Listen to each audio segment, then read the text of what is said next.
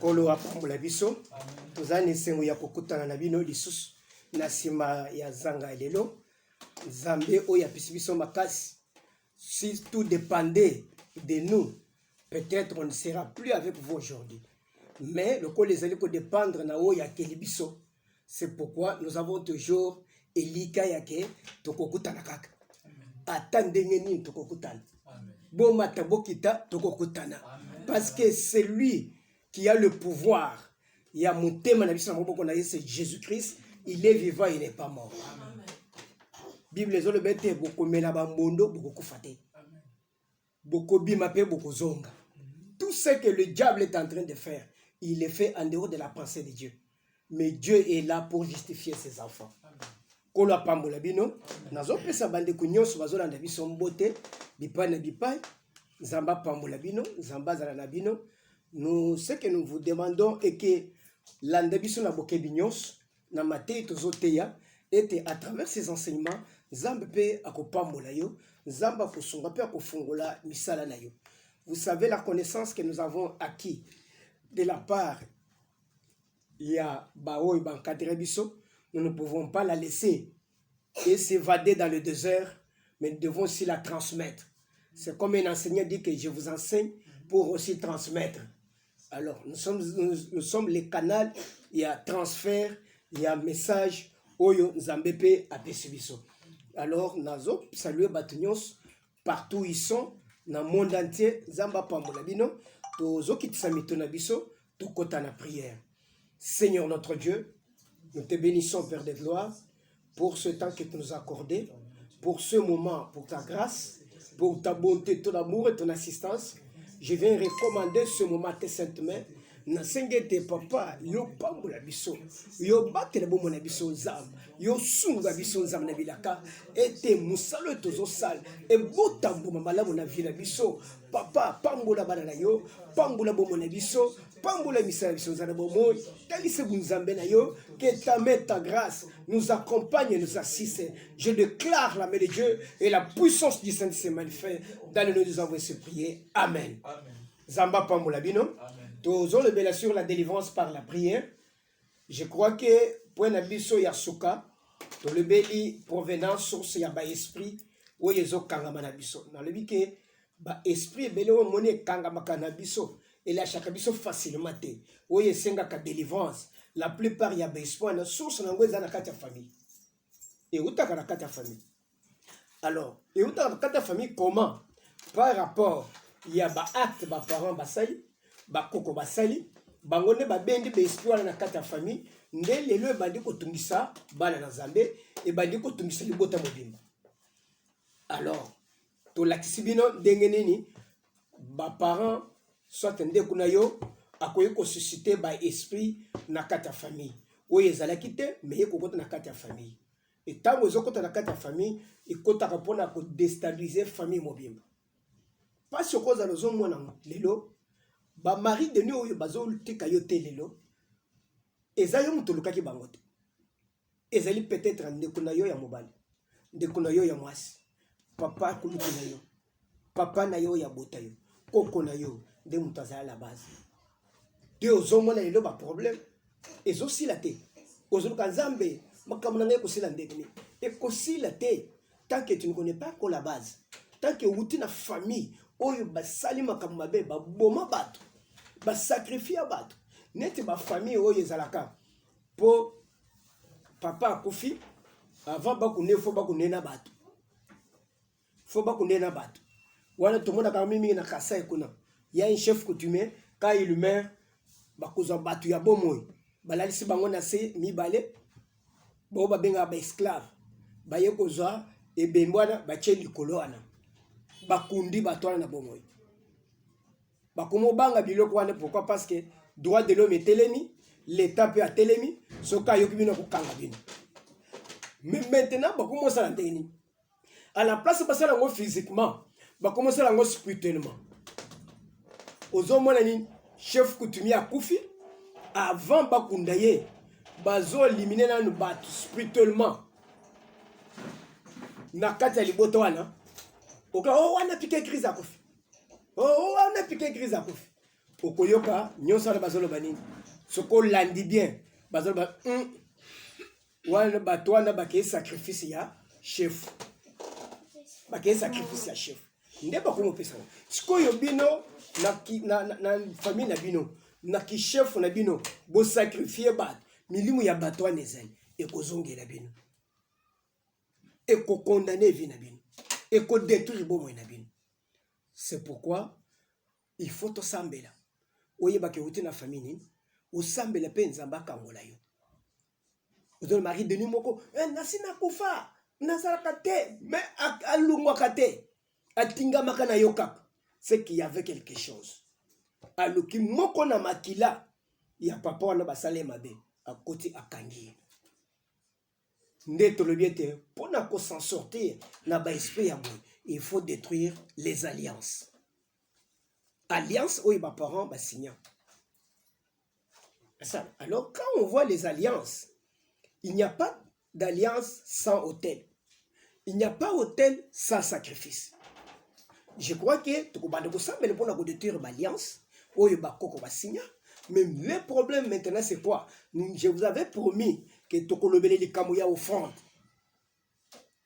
Parce que l'offrande est koki ko bendele ope ba esprit.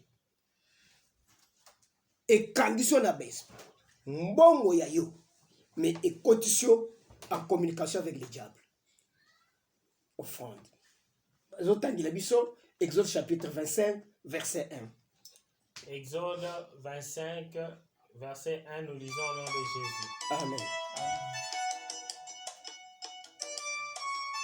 L'Éternel parla à Moïse et dit, Yahweh Nzambe ayibisi Moïse par lobi, parle aux enfants d'Israël lobela bani ya Israël qu'ils m'apportent une offrande.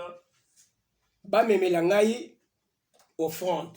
Vous la recevez pour moi de tout homme qui le fera de bon cœur. Boko yamba yango na mutu nyonso akosala ngo na motema mobimba. Amen. Amen. Ici il y a quoi?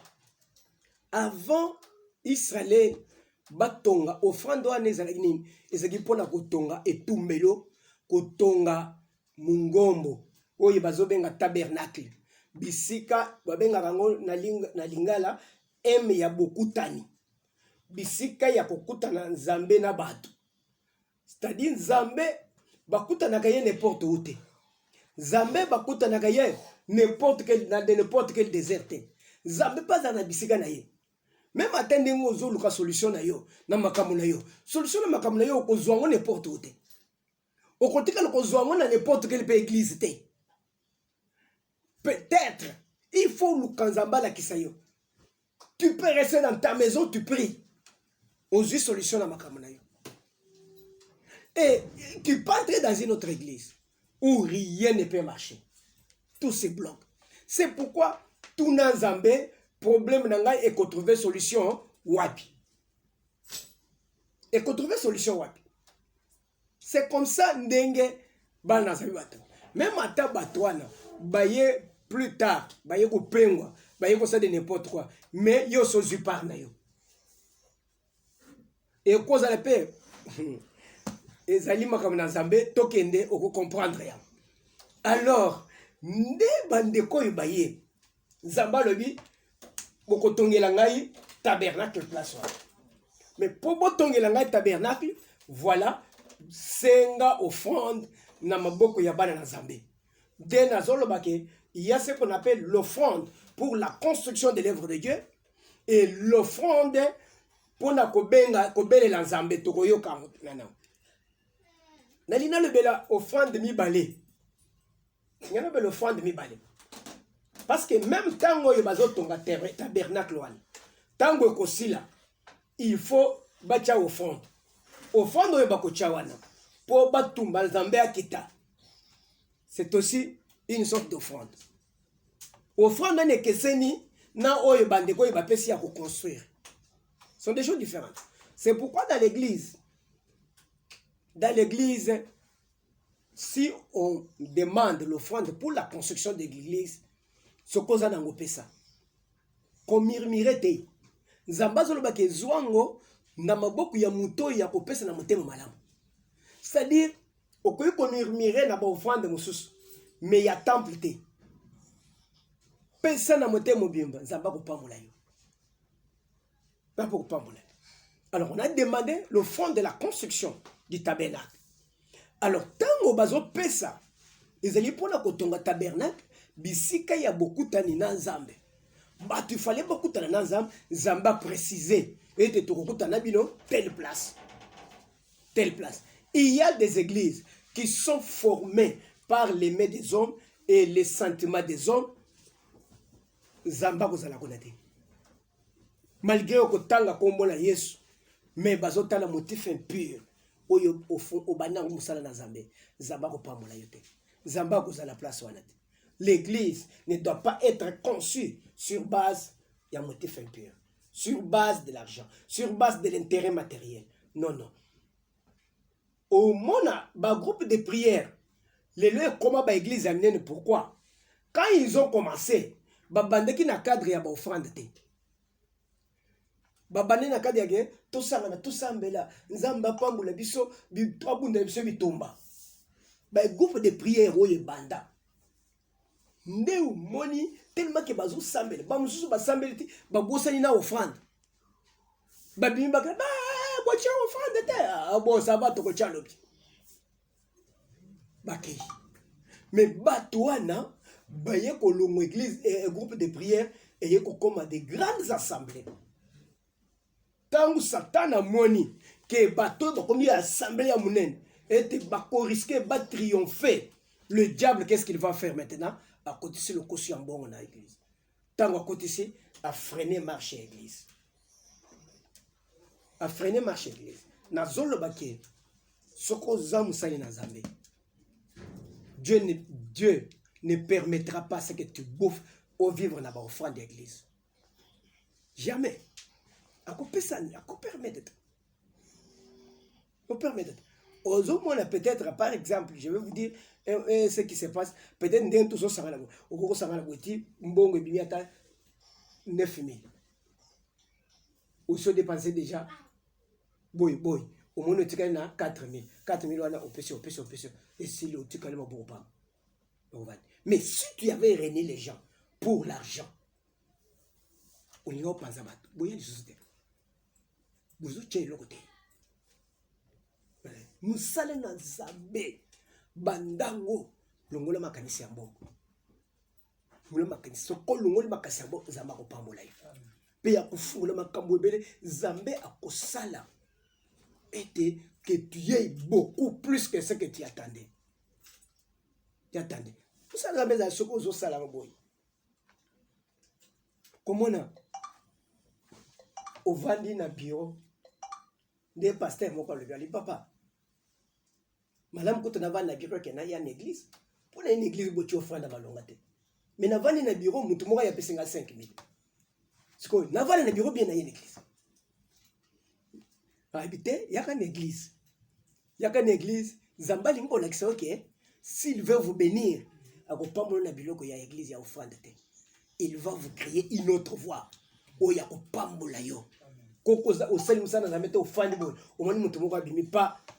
$200 yango. $200. Oye côté atana kati église te. C'est-à-dire Zamba tindi avec etal mwana na ngai akutoko sala nga musala va lui donner. Alors on a cherché l'offrande pour la construction du tabernacle. Alors pendant qu'on a construit le tabernacle, et les gens ont donné de l'argent. Et quand ils ont donné de l'argent, ba pesi biloko, ba pesi ba oro, ba pesi ba palata. Donc ba pesi selon leurs moyens. Selon leurs moyens, on a construit le tabernacle. Ça, c'est une offrande de construction. Wana ekoki kosunga yo na makambo na Nzambe. Nzambe batoyo batongelaka ye. Nzamba tikaka bango te. Nzamba gardaka bango. Nzamba soutenaka bango. Biso place nyonso biso toleka. Ata olinga te, ata oyebi te, tokunda. Totia likonzi na biso na construction ya place wana. Même ata oboyi ke chamite me ngala yebi ke na che me yo yebi te na chaki. Zambe ya likolo nda yebi. Tant que lingo ça il a ngama zamba ko intervenir. M'a ko intervenir. Alors, mais ça c'est la première sorte d'offrande pour la construction du tabernacle, pour la construction de l'église, pour la construction de l'œuvre de Dieu. Maintenant, nous allons dans la deuxième sorte de l'offrande. C'est là où maintenant il y a des problèmes. Il y a des problèmes avec les gens. Genèse chapitre 4, à partir du deuxième verset. Genèse 4, à partir du deuxième verset, nous lisons au nom de Jésus. Amen. Elle enfanta encore son frère Abel. Aye nani wana Adam na Eve baye kobota Abel. Abel fut berger et Caïn fut laboureur. Abel akomaki berger, c'est-à-dire moboko libampate, mais Caïn azalaki musali bilanga. Au bout de quelque temps, Caïn fit à l'Éternel une offrande de fruits de la terre. Simaya mikolo, Caïn a salili nzambe offrande to mbeka ya bambuma na ya mabele. Et Abel de son côté en fit une des premiers-nés de son troupeau et de leur graisse. Pe Abel na ngambo na ye aye kozwa moko mpate na ye ya liboso ya yambo na kati ya troupeau na ye apesi nzambe. L'Éternel porta un regard favorable sur Abel et sur son offrande. Bible zolobete yawe nzambe aye ko andimi offrande ya Abel. Mais il ne porta pas un regard favorable sur Caïn et sur son offrande. Andimaki oyo ya ndeko oyo Caïn te. Caïn fut très irrité et son visage fut abattu. Bible elobete Caïn silikaki makasi. Et l'Éternel dit à Caïn, Yawe nzambe alobi na Caïn, pourquoi es-tu irrité et pourquoi ton visage est-il abattu? pona nini oza na kanda? Certainement, si tu agis bien, tu relèveras ton visage, et si tu agis mal, le péché se couche à la porte et ses désirs se portent vers toi. Amen. Amen. Vous voyez, il y a ceci, une offrande. À Caïn Abel, bavandi. Bible zolobete, à ce temps-là, la parole de Dieu était rare. Dieu ne parlait pas. Zamba za kolobate. Depuis à Bengana, Adam na Eve, na jardin d'Eden, aza kolobisa bango te. Atikaki bango. Un jour, Abel a koli. Caïn a koli. Bayoki masole pa ya papa na bango. Biso tozalaki na Nzambe. Nzambe na biso. Ayeko benga na biso. Nyoka ya kosi mama na bino. Alembuma.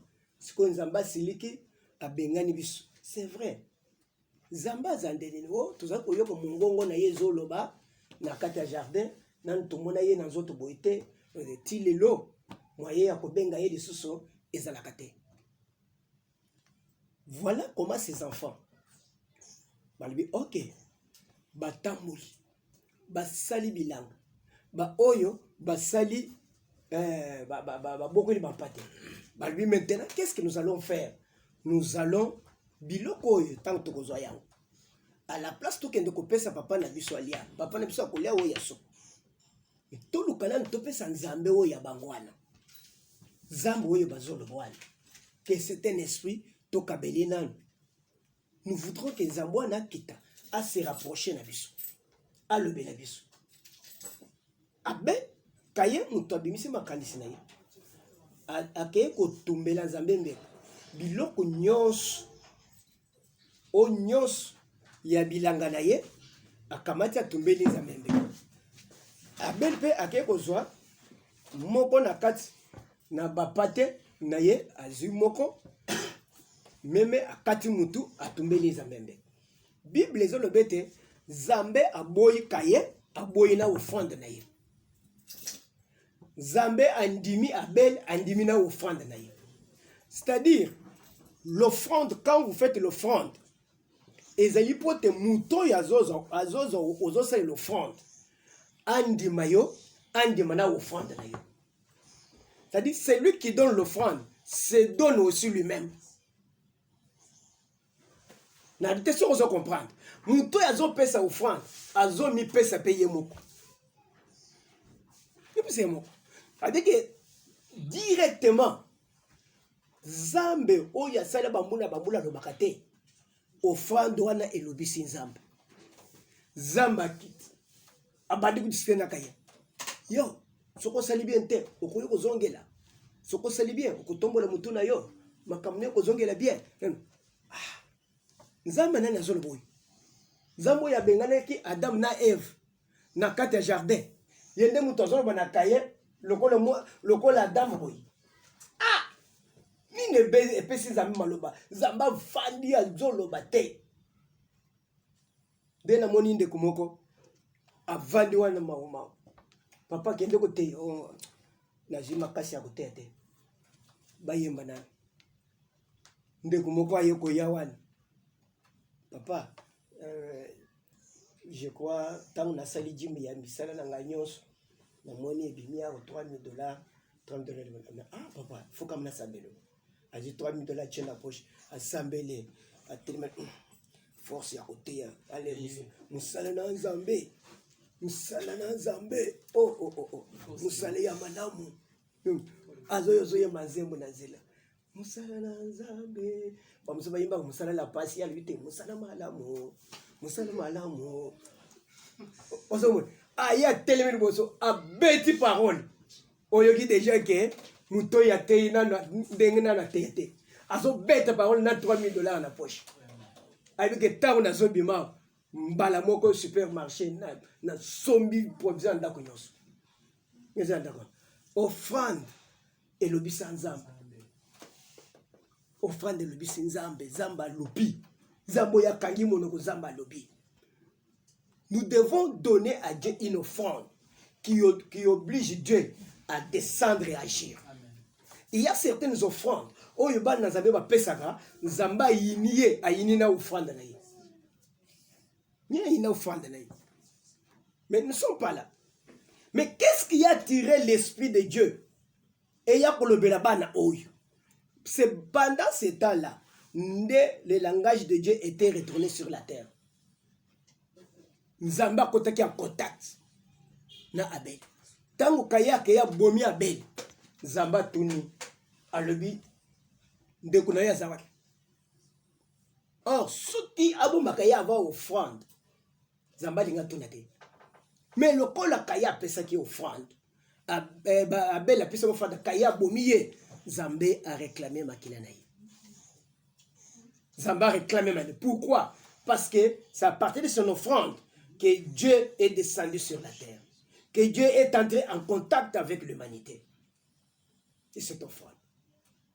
Tout quoi va? Bible les autres Dieu a tant aimé le monde. Il a envoyé son fils unique. Afin que quiconque croit en lui ne périsse point, mais qu'il soit sauvé. Il l'a envoyé comme une offrande sur la terre pour récupérer les gens qu'il avait perdus. Quand on parle du rachat, c'est-à-dire ayeko somba bato bazaki na maboko ya Satan à partir de l'offrande. Alors vous êtes en train de comprendre maintenant et que l'offrande ndenge bendaki nzambe, l'offrande ekope ko bendela yo milimu mabe. Ye ebendi nzambe pote asalango liboso ya nzambe. Mais papa na yo moko salango liboso ya nani? Opesa yango na maboko ya nani? Parce que quand tu prends ton offrande, opesa yango na maboko ya muto ya salakisi, azo travailler na milieu mabe, zambaza na kati eloko na te. C'est-à-dire tu entres en contact avec ces démons. À partir de ton offrande, tu peux entrer en contact avec les démons de cet homme. Babandi ko travailler vie na yo. Non mon mutali papa na kei mata na telmi na zo pesa offrande na yoki masasi pa na yoki pa eloko moko betinga ya na yoki eloko betinga ya o na pesi mbongo na tango na pesi dim misali ekofi kangani. C'est-à-dire muto yo pesa ki dimwan azo travailler na Nzambe. Pe bongo contact oyo selina ye o pesi offrande o bende esprit et côté katina yo. Le diable t'a regardé et il a regardé ton offrande. Regardez ton offrande. C'est pourquoi, même dans l'église, il y a un pasteur titulaire et te botikate, bambongo ya bandimi et tambola kana maboko ya ba serviteur belé belé. Pourquoi? Parce que oyebite ba mosusu lelo tozoya kodécouvrir ke baza bandoki mais lobi toyebaki te. Alors ntango bakobloke vie ya bana na nzambe na kati église, c'est toi le pasteur qui doit souffrir. Yo nde moto konyoka bato bakokauka obana otambola na pantalon babamba bazono pasteur pantalon ya kobamba mikolo eza pasi pasteur na nzambe mikolo ekomelaka ye pasi te. Si tu fais l'œuvre de Dieu avec toute rigueur, le Seigneur ne t'abandonnera jamais. T'abandonnera jamais. Ton offrande peut attirer des esprits. Ce que yo muto uta na église ya oyo bamelaka soki baliaka tomate soko bakati ndambo ya tomate alie na munoko mosusu na bwakeli bakoko okute mire église mobimba na tomate top lendi diagra yokosokola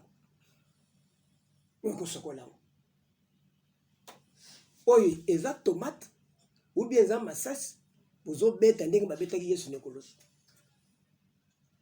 sikoyo outi na église ya ndenge wana après okei opesi offrande moto wana moto ya misala mabe offrande wana opesi nzambe te opesi moto wana na baesprit na ye. Ce sont ces esprits que tu as tirés nde obendi na vie na yo. C'est ce qui fait que ozomona même ata na kokaba mbongo kabela bato mbongo bongo bakabakango n'importe comment te pe n'importe où te il faut tala oyebake mbongo na nga nazopesa nani. Pourquoi? Parce que la première chose oyo Satan a combataka na vie ya moto c'est l'argent. C'est l'argent. Nde aujourd'hui na ba église ebele aujourd'hui na bisika ebele on a commencé à utiliser ba offrande pour bloquer la vie des enfants de Dieu. Vous imaginez quelqu'un va payer des comptes finaux. Admisi dim a pesi. Le reste c'est tika lebele. Yo sambeli lang. Akena mbongo wana esili. Pendant que a pesi mbongo pote osambeli kende liboso. Moko aya pesi papa sambela mbongo na ngai nazokende lufu. Amati na mutuka. Akeiti akomi na lufu bayibi kaka mbongo wana. Il fallait boyebela ngo ata na rond-point ngabata. Bozo yebela ngo na lufu. Pona zonga makolo bandeko. Wana musai na zambe nini wana. Azonga ti lelo. Même ata $50 azwaka te. Ata $10 azozwa te. Et puis papa, ngai avana kende basambeleli yango. Alors, c'est pour dire quoi? Pour dire que les offrandes, l'argent, bapesa kango pamba te. Ce qui mutu ata mutu ya famille, ayena ndako na yo, il a besoin de l'argent. Ce qu'on est suspect. Ce cas a bien, avant pese mbono sambelango. Ce qui est simbité, parce que si tu n'en avais pas, alinga kaka kende. Mais ce qu'on m'a dit que je peux donner, aller même devant une bout de quelqu'un, défend bon, pessayer à quel. Par après, au bout de anda ko foot. Yo, vous allez, au kutana mutu na balo, hey, mawe, obémissez pas, obéissez. Mawe, obémissez pas, obéissez. Ba mususu a pesa bon. De quoi na azumbo. Je crois, papa Isaac Zazalaki a yebi. Azoya na bandal akomi na rond-point mola akutani na mutu. Oh papa, sombela nga ta cigarette. Nga pe na ba cigarette mais nazane lo. Admisi mbongo apesi. Azumbongo asombi cigarette ayenango. Pesa ngai na peli sepe mo. Ba pesa ya pesi wozu ye ayepe na cigarette. Tango azo benda cigarette. Pela moto atala misu ya moto oyo bazo beneni cigarette wana misu ezate awe eza vide tala madusu minene akwei sur place agangi akwei Ngana vani na église na moni ba mebeli ngai. Papa ni waya ko le te. Ko le te sambela ngai. Habité na sambela bongo te. Esprit wane nyokola ye pendant 1 mois na kati église. Akomo koma liboma. Comment liboma? Faites attention. Le diable nengo zotamolo boy, batu balingi ote. Bazaye belé oye balingi ote. Même ata batu église, même ata ndengo moni batu bazoya bazo vanda, auto sambela, ba mususu bazana mission. Alors si tu n'as pas osé vraiment prudenter, tu vas partir au kota na lola, mais ce jour non na mokili et katani. Et katani. À faire offrande. L'offrande peut nous attirer des amis et des démons, peut nous attirer même des maladies. On va voir avec le temps, Dengine Nzambe à quoi système biso. Kola pambola bino, ketisa mutonayo.